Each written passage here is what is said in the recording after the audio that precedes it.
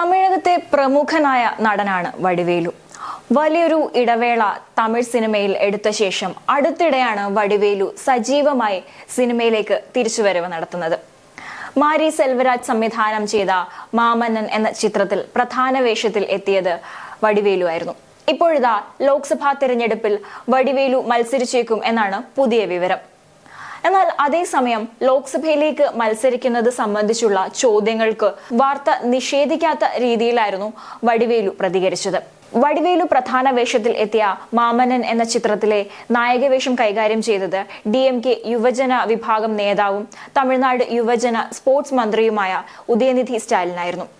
കൃത്യമായ രാഷ്ട്രീയ സൂചനകളുള്ള ചിത്രമെന്ന നിലയിൽ ഇപ്പോൾ വടിവേലുവിന്റെ മത്സര വാർത്ത സ്വാഭാവികം എന്ന രീതിയിലാണ് തമിഴ് മാധ്യമങ്ങളെല്ലാം തന്നെ വിലയിരുത്തുന്നത്. അടുത്ത കാലത്തായി സ്റ്റാലിൻ കുടുംബവുമായി അടുത്ത ബന്ധത്തിലാണ് വടിവേലു ഉള്ളത്. മുൻപ് 2011 നിയമസഭാ തെരഞ്ഞെടുപ്പ് കാലത്ത് DMKയുടെ താരപ്രചാരകനായിരുന്നു വടിവേലു. അന്ന് DMK സഖ്യത്തിൽ മത്സരിച്ച വിജയകാന്തിനും പാർട്ടിക്കും എതിരായിരുന്നു വടിവേലു പ്രധാനമായും പ്രചാരം നയിച്ചത്. എന്നാൽ തിരഞ്ഞെടുപ്പിൽ DMK സഖ്യം ജയിച്ചതോടെ വടിവേലുവിന് സിനിമാ രംഗത്ത് നിന്ന് തന്നെ വർഷങ്ങളോളം വിട്ടുനിൽക്കേണ്ട സാഹചര്യമുണ്ടായി. എന്നാൽ അതേസമയം സിനിമയിലെ പ്രമുഖർക്ക് സീറ്റ് കൊടുക്കുന്ന ഒരു പതിവ് DMKക്കുണ്ട്. പാർലമെന്റിലേക്ക് നേരത്തെ നെപ്പോളിയൻ അടക്കമുള്ളവരെ DMK സീറ്റ് നൽകി വിജയിപ്പിച്ചിട്ടുമുണ്ട്. അദ്ദേഹം കേന്ദ്രമന്ത്രി വരെ ആയിട്ടുണ്ട്. ഈ അടുത്ത കുറച്ചു കാലങ്ങളായി സിനിമാ മേഖലയിൽ നിന്നും പ്രമുഖരായ താരങ്ങൾ രാഷ്ട്രീയത്തിലേക്ക് രംഗപ്രവേശം നടത്തുന്ന കാഴ്ചയാണ് കണ്ടുവരുന്നത്. അതുപോലെ ഒരു വാർത്തയായിരുന്നു തമിഴ് സൂപ്പർ താരം വിജയ് രാഷ്ട്രീയത്തിൽ സജീവമാകാൻ തീരുമാനിച്ചത്. ശക്തമായ പ്രതിപക്ഷമില്ലാത്ത തമിഴ്നാട്ടിൽ വിജയുടെ വരവ് പല ചർച്ചകൾക്കും ഇടയാക്കിയിരുന്നു. അദ്ദേഹത്തിന്റെ രാഷ്ട്രീയ പാർട്ടി 2026 തമിഴ്നാട് നിയമസഭാ തിരഞ്ഞെടുപ്പിൽ മത്സരിക്കുമെന്നും അറിയിച്ചിരുന്നതാണ്. തമിഴ് വെട്രി കഴകം TVK എന്നാണ് വിജയ് രൂപീകരിച്ച പാർട്ടിയുടെ പേര്. തിരഞ്ഞെടുപ്പ് കമ്മീഷനിൽ രജിസ്ട്രേഷൻ നടപടികൾ പൂർത്തിയാക്കിയതോടെ വരുന്ന ലോക്സഭാ തിരഞ്ഞെടുപ്പിൽ മത്സരിക്കുമോ എന്നായിരുന്നു ആദ്യം ഈ വിഷയവുമായി ഉയർന്നുകേട്ട ചോദ്യം. എന്നാൽ അടുത്ത നിയമസഭാ തിരഞ്ഞെടുപ്പാണ് വിജയ് ലക്ഷ്യമിടുന്നതെന്ന് പാർട്ടി വ്യക്തമാക്കുകയുണ്ടായി. വിജയ് മത്സരിക്കാൻ സാധ്യതയുള്ള 2 മണ്ഡലങ്ങളുടെ പേരൊക്കെ പുറത്തു വന്നിരുന്നതാണ്. ഈ മണ്ഡലങ്ങൾ കേന്ദ്രീകരിച്ച് TVK പ്രവർത്തനം ശക്തമാക്കിയതായിരുന്നു ഇത്തരത്തിലുള്ള അഭ്യൂഹങ്ങൾക്കെല്ലാം തന്നെ ഇടയാക്കിയിരുന്നത്. തൂത്തുക്കുടി, നാഗപട്ടണം എന്നീ മണ്ഡലങ്ങളിലാവും വിജയ് മത്സരിക്കുക എന്ന് തമിഴ് മാധ്യമങ്ങളൊക്കെ റിപ്പോർട്ട് ചെയ്തിരുന്നു. സിനിമാ രംഗത്ത് നിന്ന് രാഷ്ട്രീയത്തിലെത്തിയ നിരവധി പേർ തമിഴ്നാട്ടിലുണ്ട്.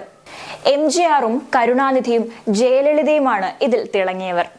എന്നാൽ രജനീകാന്ത് തന്റെ ശ്രമം പാതി വഴിയിൽ ഉപേക്ഷിക്കുകയാണ് ചെയ്തത്. വിജയകാന്ത് ആദ്യം തിളങ്ങിയെങ്കിലും പിന്നീട് പുറകോട്ട് പോകുന്ന സാഹചര്യമാണ് ഉണ്ടായത്. കമൽഹാസൻ, ശരത് കുമാർ എന്നിവർക്കൊന്നും തന്നെ വേണ്ടത്ര തിളങ്ങാനായിട്ടുമില്ല. ഈ വേളയിലായിരുന്നു വിജയുടെ വരവ്.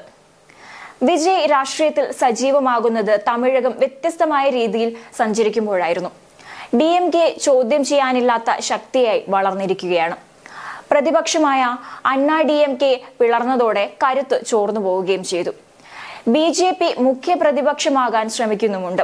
വിജയ്ക്ക് പിന്നിൽ BJP ആണ് എന്ന് അണ്ണാ DMK നേതാക്കൾ ആരോപിച്ചിരുന്നു. എന്നാൽ ആര് വന്നാലും തമിഴ് മനസ്സ് മാറില്ലെന്ന് DMK പ്രതീക്ഷ വെക്കുകയും ചെയ്യുന്നുണ്ട്. അതേസമയം 2024 ലോക്സഭാ തിരഞ്ഞെടുപ്പിൽ കോയമ്പത്തൂരിൽ നിന്ന് മത്സരിക്കുമെന്ന് നേരത്തെ കമൽഹാസനും മക്കൾ നീതിമയം പാർട്ടിയുടെ നേതാക്കളുടെയും ഭാരവാഹികളുടെയും ഒക്കെ യോഗത്തിൽ അറിയിച്ചിരുന്നതാണ്.